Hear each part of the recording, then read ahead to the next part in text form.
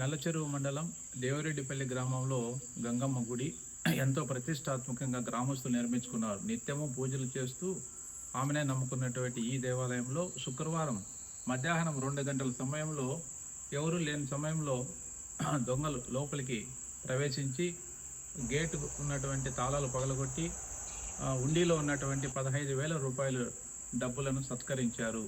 ఈ విషయంలో గ్రామస్తులు ఆశ్చర్యంగా వెళ్ళి చూడగా గేటుకున్నటువంటి బీగాన్ని పగలగొట్టి లోపల ఉన్నటువంటి ఉండిలో డబ్బులను తీసుకెళ్లినట్లు గ్రామస్తులు తెలిపారు. ఈ విషయంపై సమగ్ర విచారణ జరిపించి ఇది పునరావృతం కాకుండా చూడాలని గ్రామస్తులు కోరుకుంటున్నారు. ఇలాంటి సంఘటనలు మండలంలో ఎక్కడ జరిగినా మన న్యూస్ ఛానల్లో వాటిని ప్రచారం చేసి వాటికి న్యాయం జరిగే విధంగా మేము చూస్తూ ఉంటాము. ఈ ఛానల్ను చాలామంది ప్రేక్షకులు సబ్స్క్రైబ్ చేసుకొని వీక్షించాలని కోరుకుంటున్నాం. Thank you for all.